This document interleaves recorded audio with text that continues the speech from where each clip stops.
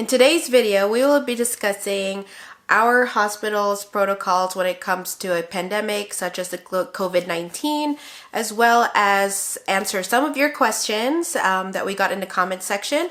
And we will also be discussing updates on our postpartum experience. Did you just say pandemic such as COVID-19? Yeah. Like what other pandemics do we have? Spanish flu. Shut up. I'm tired.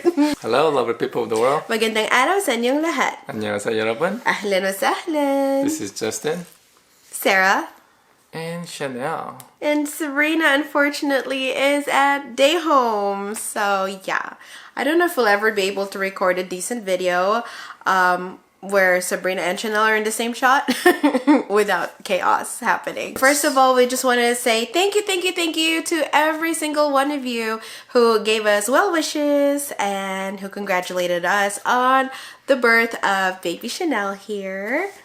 Before we get started, be sure to hit that like button and subscribe to our channel, and be sure to click that bell notification icon so you don't miss out on any of our future videos. Mind you, I have given birth at the Foothills Medical Centre, located in Calgary, Alberta, Canada.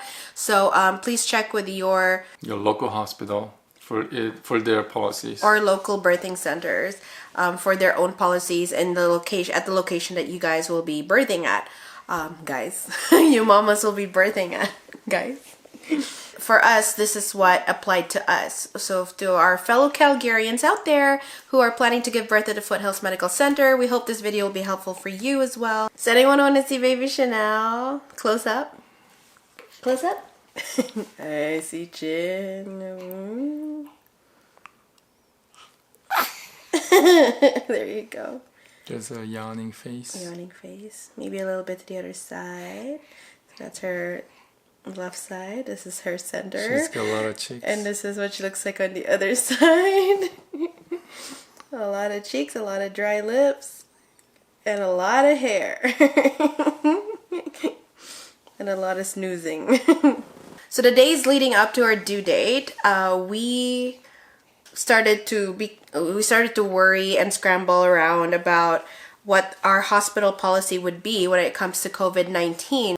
So I think our main concern was visitation policy. Like, we had an idea that we are allowed that every birthing mother is allowed one support person in the labor and delivery room. One support person plus doula if you have one. Oh, there you go. Plus a doula or a midwife. Yeah. Yeah.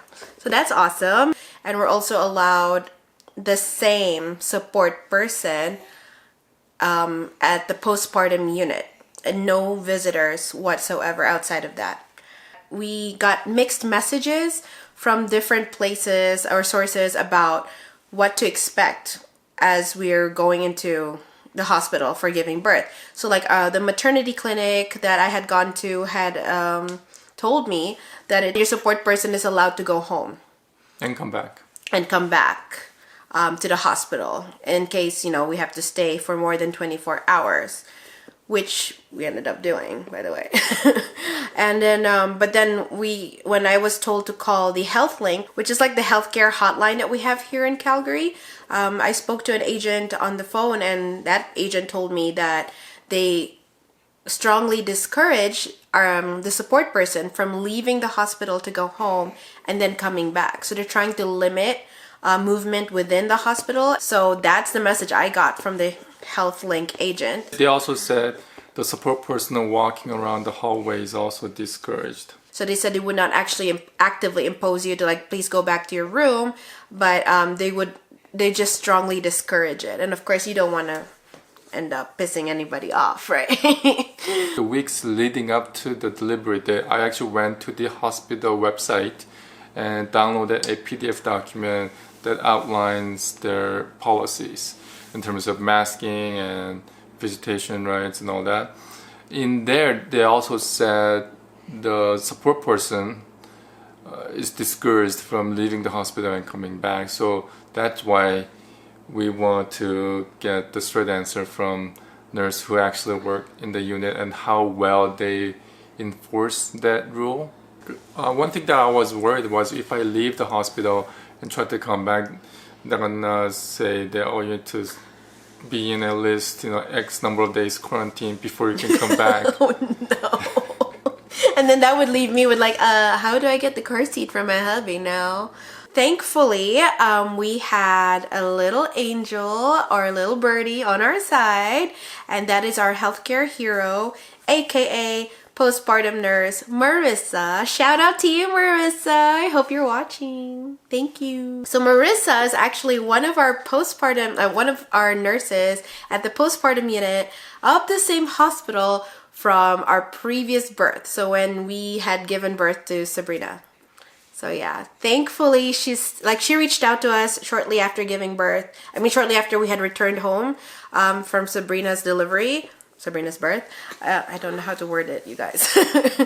And she told us that she recognized us from our YouTube channel, and that she is like so excited that she got to take care of us, and she had nothing but like the sweetest things to say about our baby Sabrina, and she has always been supportive. She said that she's always going to be there for us, and thankfully I was able to reach out to her this time around, I think about a week or something prior to Baby Shanelle's due date.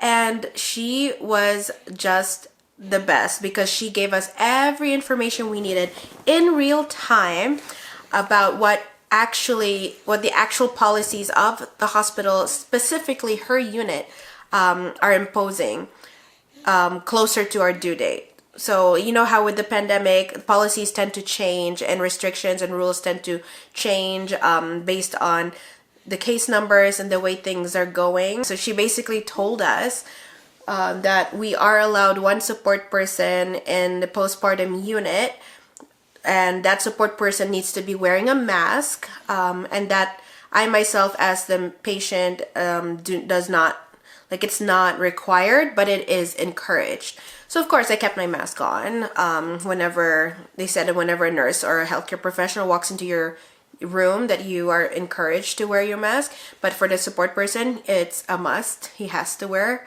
a mask. And on top of that, she did say that in actuality at the time, their unit actually allows the visitor to go home, to leave the unit, go home and come back to the unit. They have no strict rules against it. Then they're not saying anything about, oh, it's discouraged or anything like that. In fact, they're encouraging that the support person gets their own food, either through a food delivery service where, Justin here could meet the food courier at the doors of the hospital to pick up any food that he orders. And also he's allowed to go to the hospital cafeteria, which is open, not necessarily for dine-in, I believe. It's just for like to go, or yeah, as a pickup order. And she also said that their unit actually encourages myself as the mom to walk around the unit with the newborn because, walking helps with the healing process after having given birth to a baby. So yeah, so it's really encouraging to hear all of that. And she most specifically helped us with giving us information on what we need to bring to the hospital or what's advisable to bring, as opposed to what the unit itself would supply us at the hospital. So I am so we personally are very, very grateful to Marissa here, Nurse Marissa. Thank you so much for all your help and for taking the time to visit us at our unit, at our room. Marissa doesn't work there every day, so we're so grateful that things happen to work out that way. Yes, I'm so happy to have seen her. Thank you, Marissa. Thank you, Marissa. Yes. Hopefully we'll see you again when baby number 3 comes along. What? Hopefully the next video that we will be putting out would be what we actually used in our hospital bag, as well as we're going to discuss with you guys what our postpartum unit actually provided us. Spoiler alert, we brought too much snack. Spoiler alert, we did overpack. So some of you guys were right, we did overpack, and yeah, we can't wait to show you guys exactly what we use and what we ended up not using. Yeah, that's it. Let's move on to Q&A from the comment section of previous video. Okay. First question is, how long did you guys stay at the hospital? So sorry about the confusion. The way we had put out the previous birthing vlog, We just like sort of compressed it as much as possible. We actually stayed at the hospital for Almost exactly 24 hours. exactly 24 hours. She was born on the 24th of January and we stayed at exactly 24 hours.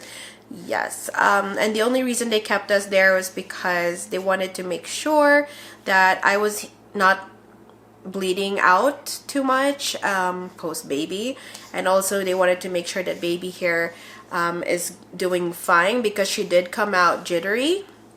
We'll discuss some more about that at the postpartum, I mean towards the end of the video here. So yes. All right, next question.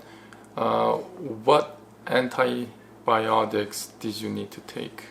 Yeah, so someone in the comment section was asking why was I required to take antibiotics before giving birth. Not all birthing mothers are required to do that. It just so happened that I tested positive for the group B strep. If you could refer back to one of my pregnancy updates, I tested positive for group B strep as well when I was pregnant with Sabrina. It's just normal bacteria that is found within the woman's vagina, which helps maintain the environment down there and also protect against baby getting infection. When you give birth to a baby vaginally and you're positive for group B strep, there is a chance that the baby can acquire an infection from the group B strep, but the birthing mother herself is not, like, doesn't tend to show any symptoms when you test positive for group B strep. So my doctor said that I would have to plan to make sure that I get to the hospital in time to get at least one round of antibiotics to prevent baby here from possibly getting an infection. They said there's a really low percentage of babies getting an infection from group B strep. I think it's like 5% or something like that. And thankfully Baby Shanelle here was fine, even though I was not able to get an entire round of antibiotics in through my IV, because that usually takes about 4 hours, and Baby Shanelle here came out within 2 hours of our arrival at the hospital.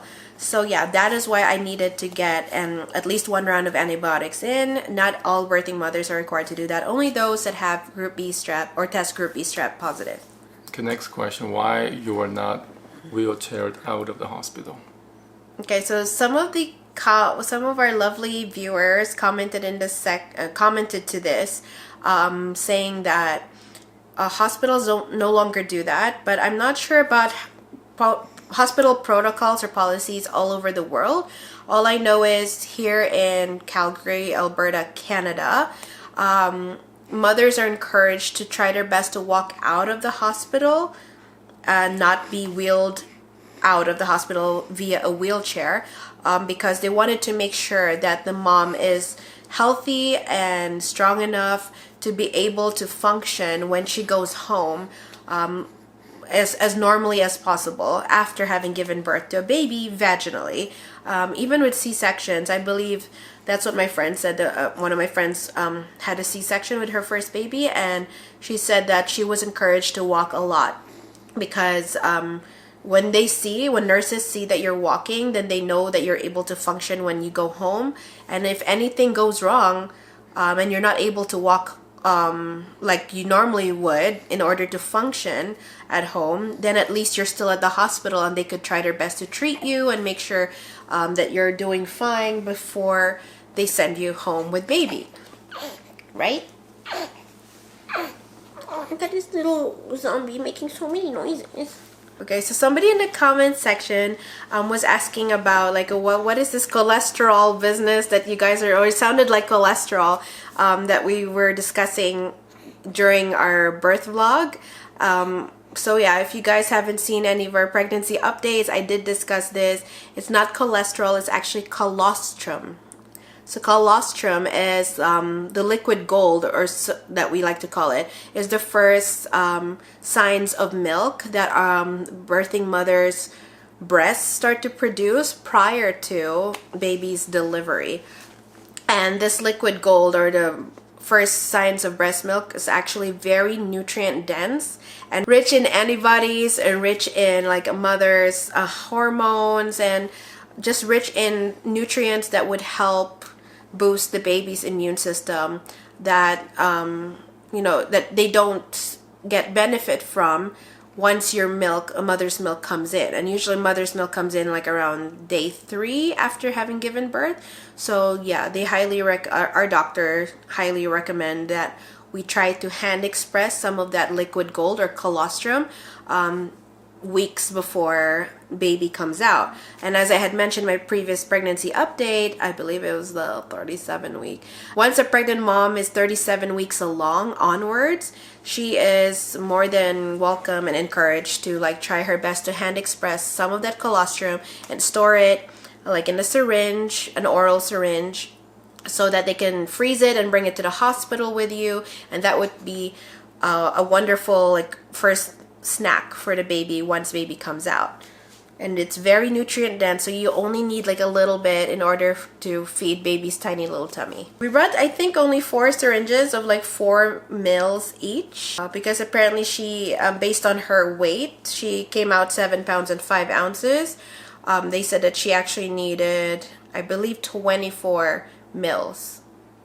And we only brought what? We only brought 4 times 4, 16. Okay. 16 mils. So it was a good first time snack, but then mind you, she did breastfeed as soon as she had, like within the first hour of her birth.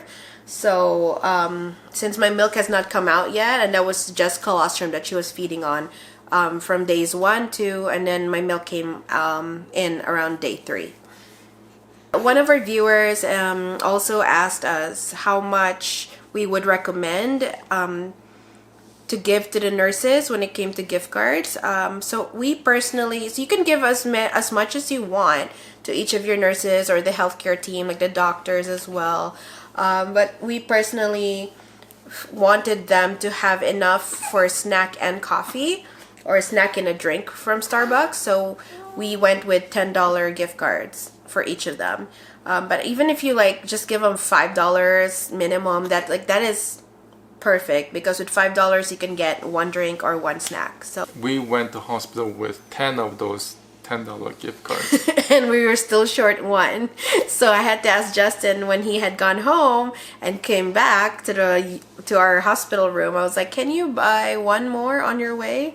Yeah, because you ran out. So yeah, 11 gift cards is what we ended up getting for our nurses and doctors at the Foothills Medical Centre. And yet we still managed to miss 1. And we still missed 1. I feel so bad. Like if you watch the birthing video, the birthing vlog, you would notice that there's this nurse here that was helping. Nurse we don't or doctor. There's a nurse or a doctor here that was assisting our delivery doctor in wiping off Shanelle, like wiping off the body fluids from Baby Shanelle as Baby Shanelle was being placed onto my chest. So whoever you are, you know who you are, and your colleagues know who you are. Thank you, thank you, thank you with all our hearts for all that you did for us and for Baby Shanelle when she first came into the world. And thank you for doing such a great job cleaning her up as well. We're so sorry we didn't catch your name, or we didn't even notice that you were there. Yeah, we didn't even know she was somebody different. We thought it was the same group of nurses coming in and out. True. And then when we watched the video, like we never even knew the name of this person. Yeah, and she did not look familiar at all. Like looking back as we were watching the video, we're like, oh my gosh, we missed 1 person that we failed to thank. So whoever you are, sorry we missed you. Thank you so much for all that you did. We hope that your colleagues or somebody would reach out to you to thank you, because in the midst of a pandemic, we strongly don't feel comfortable going back to the hospital to thank you, but you know who you are. And next time we'll catch you, because there will be a next time. Why was I required to wear a mask when giving birth or during delivery? The thing is, she was not required. I was not required. I was encouraged to wear a mask upon entering the hospital, but once I was in my labor and delivery room, I was not required to wear it. It's just that they asked me, like, do you want to keep your mask on? Because you can take it off. One of the nurses did ask me that.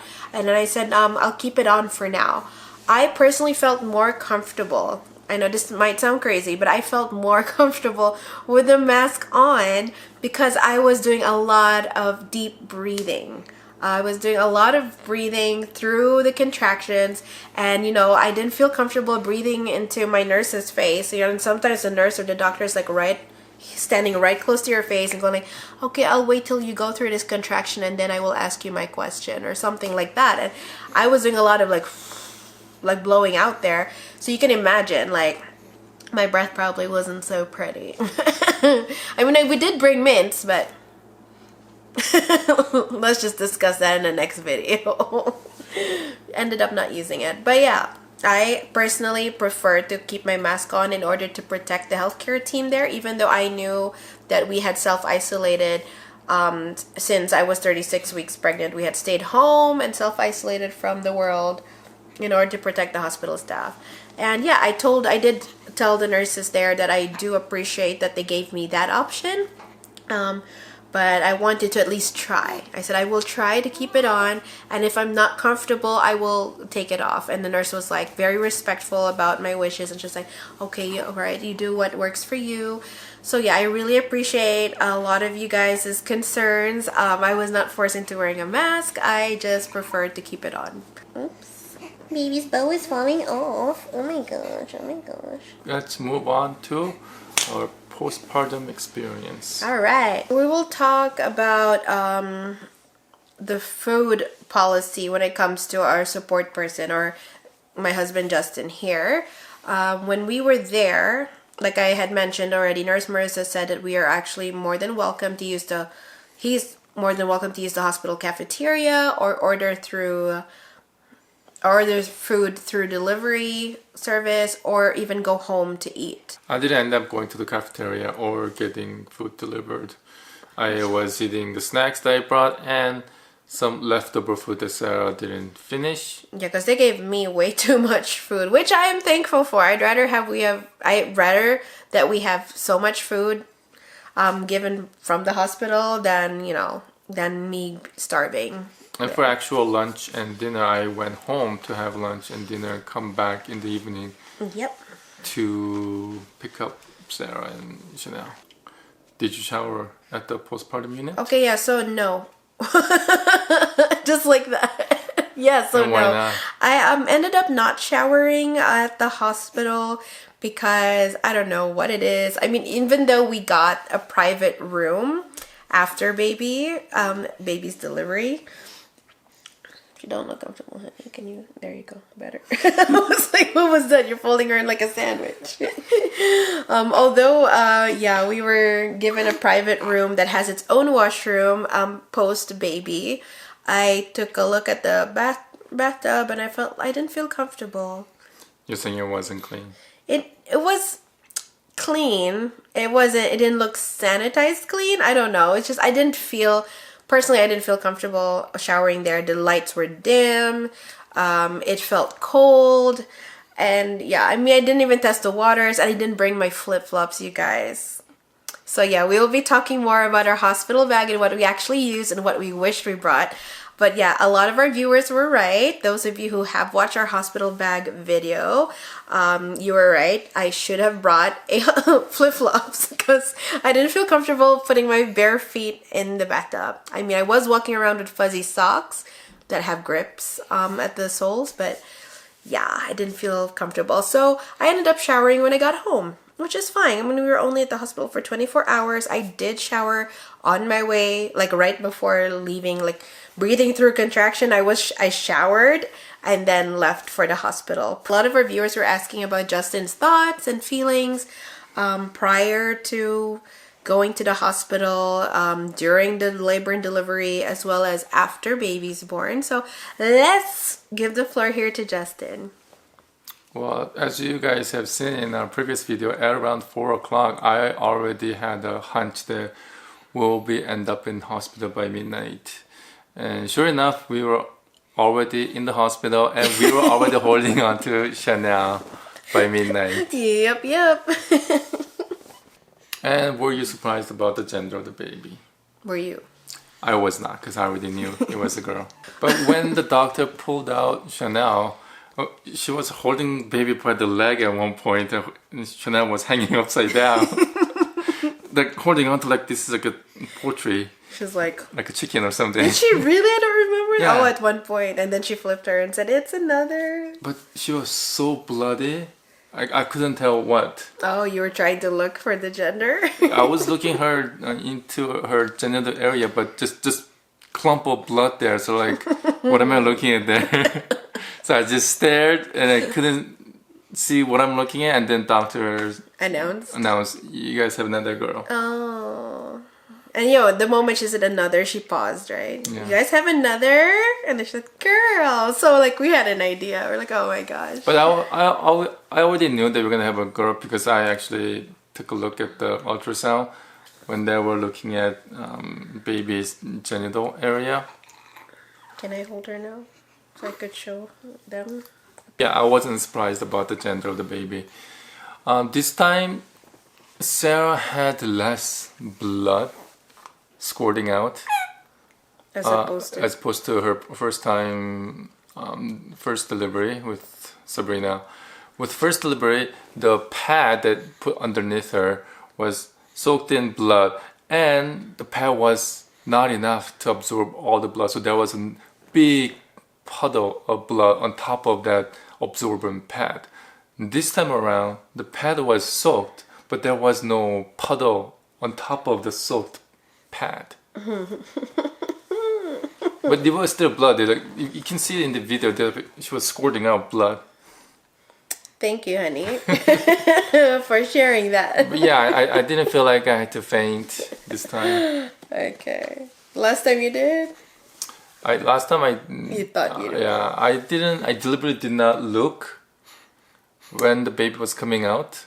I was all looking away, but this time I actually looked. I looked at. You looked at my vagina? Shanelle's head coming out. It looked like. Oh God, Lord! Oh no! You guys remember the Alien versus Predator movie, where the alien opens its mouth and there's another creature that come out, and it opens its mouth. It was like that. Baby's head comes out and it opens its mouth. It did not open. She didn't open her mouth, y'all. No, she didn't. It had a full set of teeth already. It's so nuts.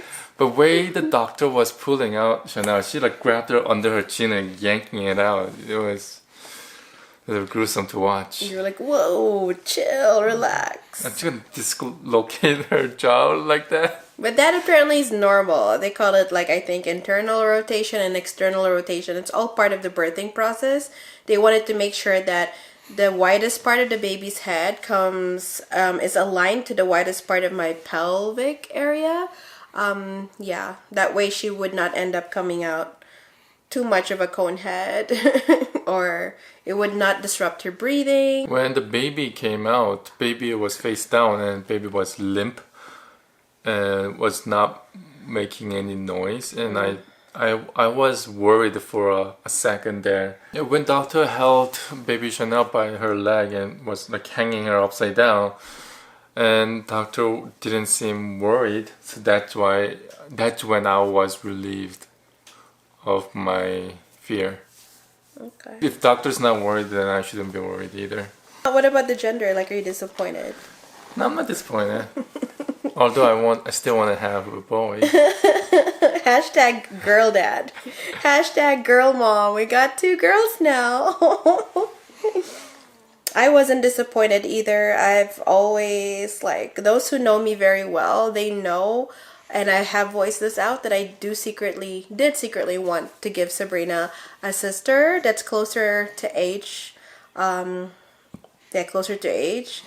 Because I grew up with a sister and she has been my best friend all my life. She still is. We're still very close. I mean, we do have our fights here and there, but what siblings don't, right? So yeah, now we're ready for a boy. I'm so bad. Now that we've given Sabrina here a sister and we've given Shanelle a sister, we're ready for a boy. So if you guys have any suggestions, tips and tricks on how to get a boy, like maybe coach Justin here so that he would, start producing boy sperms. I guess somebody did ask how many kids are we planning, or are you ready for baby number 3? Somebody asked that. we are planning at least 3, possibly 4. Oh, hang on. What about questions like any updates on your parents? Do they know Oh, my parents don't know, at least as far as I know. I haven't told them. about If baby number 2? yeah, if they have way of knowing about the baby through YouTube or whatnot, then they might know, but I haven't personally told them. My dad knows about baby number 2 because my brother knows, and my brother and my dad are still chatting away, keeping each other updated. So yeah, I haven't sent dad photos yet, but I should, because he knew about baby number 2 when we were expecting, when I was pregnant, but I don't think he saw any photos from my end anyway, except unless my brother sent him some photos. So yeah, I don't know, I guess you're asking for update about like your parents. Are you in contact with them? No. And yes, I stopped forcing Justin to reach out to his parents. No, I didn't. I mean, I still keep asking him. I'm so bad. I still keep asking him, like, you want to check on them, make sure they're okay. I mean, there's a pandemic going on and just want to make sure they're safe. And it's like, nope. They know how to reach me. They know where I live. Our door is wide open. And they have his phone number, his email address. They have ways to contact him if they wanted to. And that's that, I guess. And I guess a few of you were asking about an update on my dad. My dad and I are texting each other on special occasions. Using animated GIFs. No, we do. We have actual words that we're exchanging. No, you only talk in animated GIFs or GIFs. That have words in it, okay? Yeah, it has the word like happy birthday for their birthday. But then thank you. Yeah.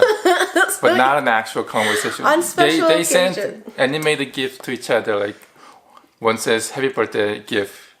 And then you say thank you animated GIF. Which is at least still the next, like, still a step in the right direction. At least there's a form of communication between my dad and I now, right? Yes, so far. The day after we brought Shanelle home, Sabrina was at her day home, and I was holding on to baby Shanelle just the same way I was holding on to baby Sabrina when she first came home.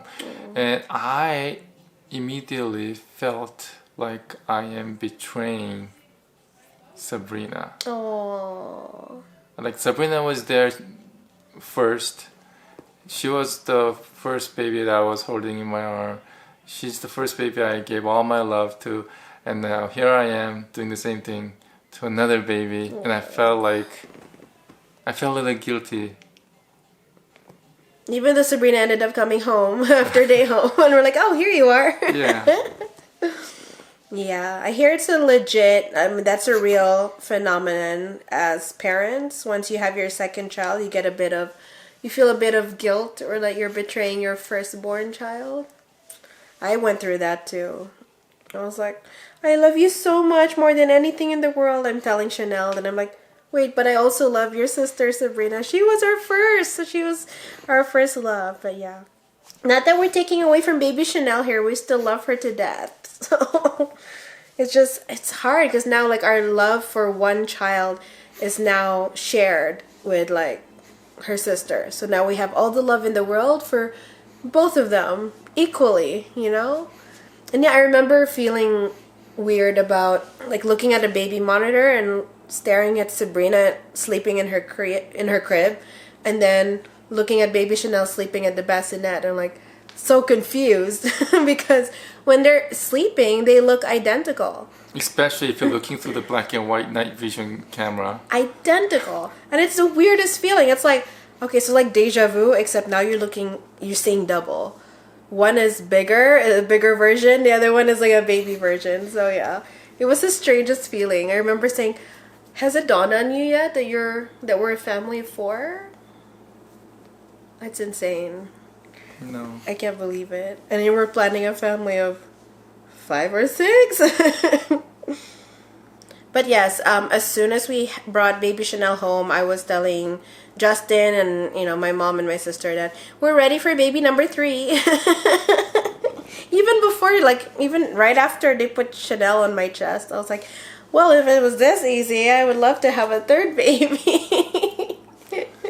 So keep on coming, all the tips and tricks on how to conceive A baby boy. boy. Because my fear is that both these girls are going to end up being daddy's little girls, and I'm going to end up without a mama's boy. I would love to have a mama's boy now. After Chanel's birth now, I'm ready for a boy. But before that, I was like, I would like to have a second girl.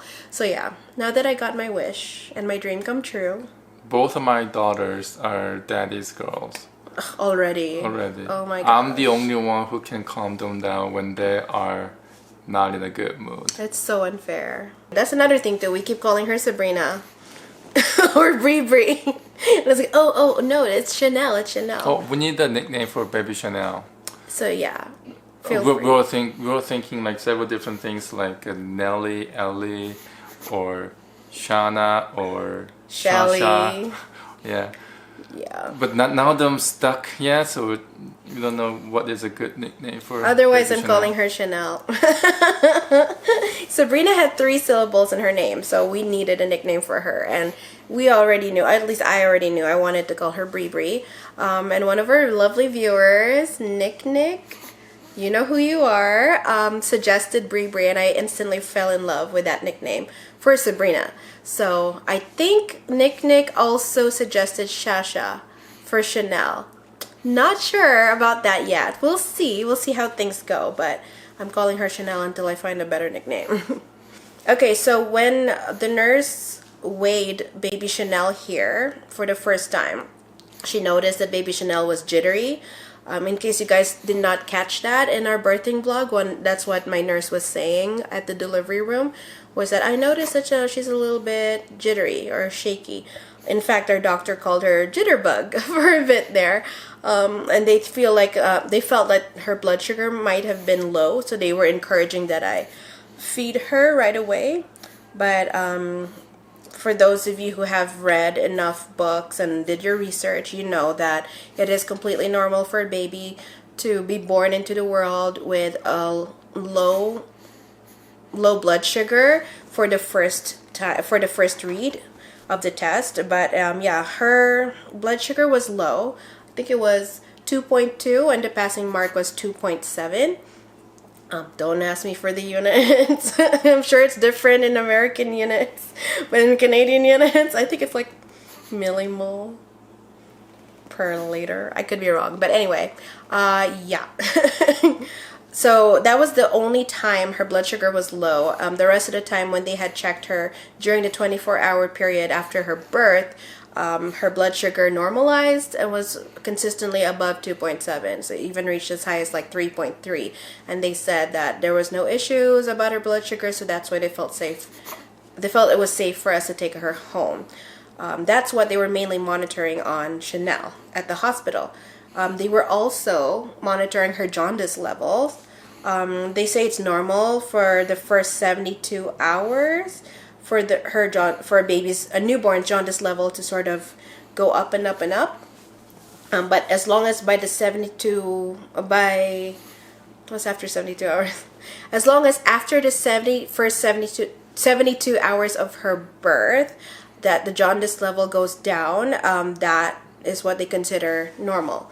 And thankfully for Chanel, her jaundice level was like rising a bit before the 72-hour mark after her birth, but it did drop right on the 72-hour mark.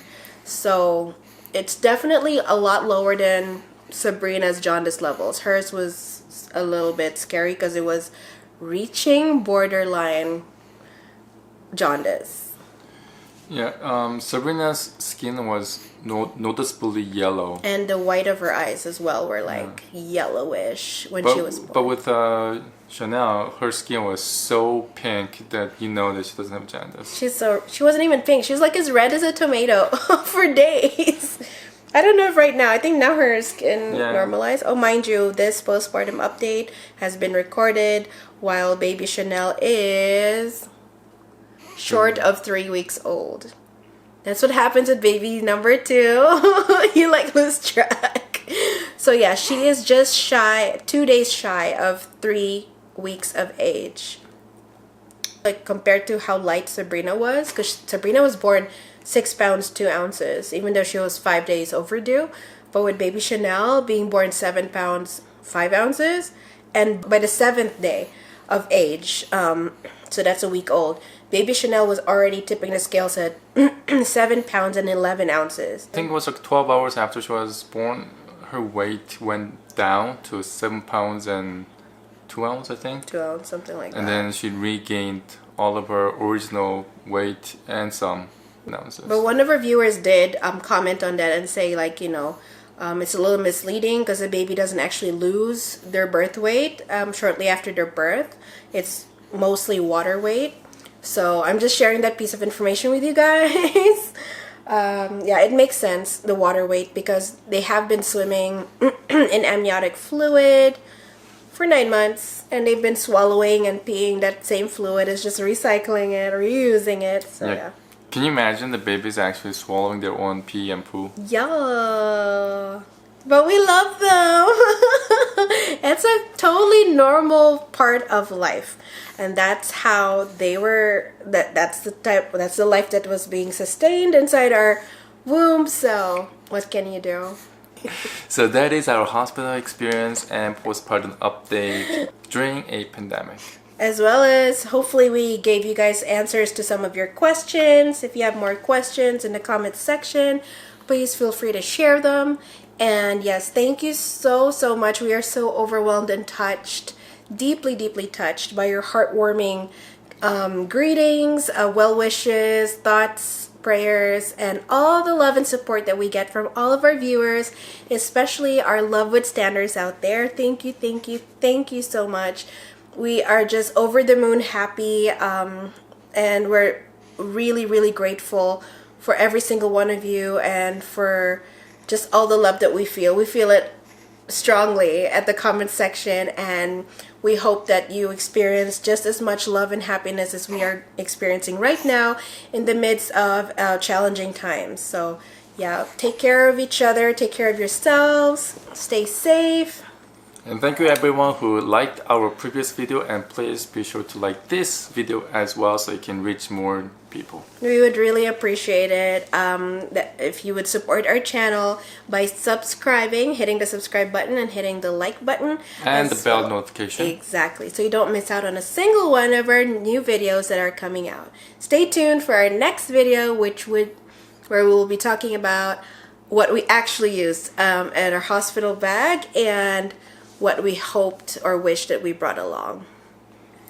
Alright, so that's all for this video. Thanks for watching. Bye. Love you. Blue kiss. Blue kiss. I don't think she can. Mwah. Mwah. There you go.